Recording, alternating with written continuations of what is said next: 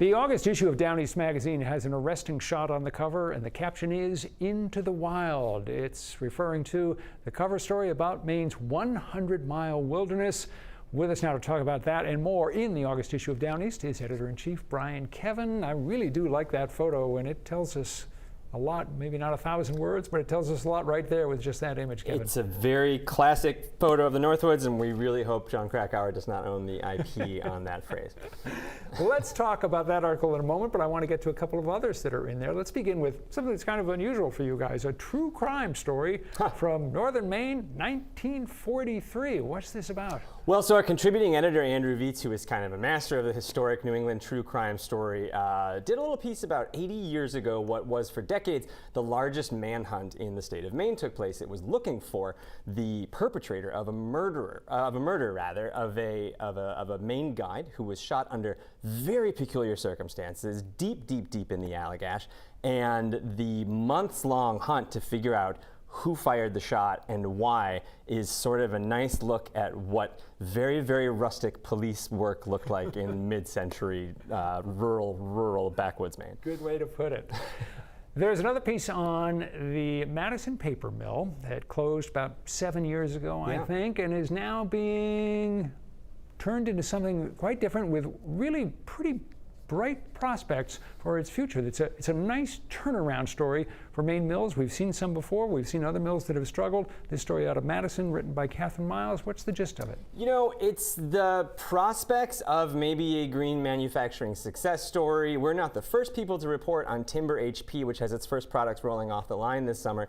This is a startup that is producing an alternative to traditional insulation. So, you know, the pink stuff that you're not supposed to breathe in. Well, they're making something that's already popular in Europe, evidently, but hasn't really been produced in the U.S. and hasn't really caught on yet in the U.S., which is insulation manufactured from byproducts from Maine's still alive and kicking forest products industry. And so this insulation is made from wood chips that are then ground and processed with a whole mill full of equipment that has been carted over from Europe to make insulation that is, to hear the founders of this organization or this company tell it, safer, more eco-friendly, and more effective.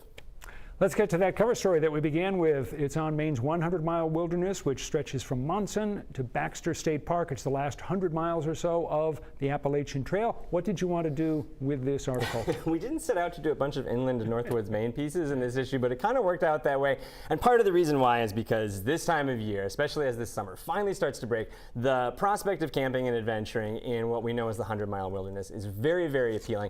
People know the 100-mile, and it has its nickname because it is this long stretch of the Appalachian Trail, during which through hikers are not intersecting with any sort of towns or services. But you don't have to be a through hiker to enjoy it, and so we wanted to set out to show how you can get out there and enjoy a day trip or a weekend. Yeah, there are a lot of different aspects that you look into. One of them that you personally did was a visit to West Branch Pond camps. Right, so there was a time 100 years ago, back in the days of this murder, when you could find these classic sporting camps all over the Northwoods region, including around the 100-mile wilderness. One of the ones that's hanging in there is run by a fellow named Eric Sterling. I want to say he was the fourth or fifth, maybe even sixth generation of his family that has run this place. It is a beautiful, classic family camp that overlooks Gulf Haggis Mountain to one side, Whitecap on the other side, beautiful pond. It is just the most classic Northwoods experience you can have. So we talked a little bit about what's special about these kinds of places. Over the decades, there are large parts of the 100-mile wilderness that have been heavily logged. Yeah. And there are some places that have been untouched, and you visited one of them, wrote about one of them. It's called the Hermitage. What's that? The Hermitage is actually a legacy of a sporting camp. It wasn't logged in large part because there were recreational facilities on it for some of the early 20th century, and then through the foresight of owners and eventually the Nature Conservancy. Now it's a federal property, and it is home to some of the last old-growth eastern white pine that you can find in this state. If you've ever walked to Gulf Haggis from, I guess, the east side, you cross the Pleasant River, you go through this cathedral-like woods where there are these just monster trees. You sprain your neck craning up to look at them. So we did a little history into how this came about. The whole piece tries to get a little bit at the recreation, a little bit at the culture, a little bit at the history of things like Katahdin Ironworks that you can find out there, and just give a fuller impression of this spot. It's all in the August issue of Down East magazine. Brian Kevin, thanks as always. Thanks. We've got more information on it on our app or website in the 207 section, and stay with us. We're going to return in a moment.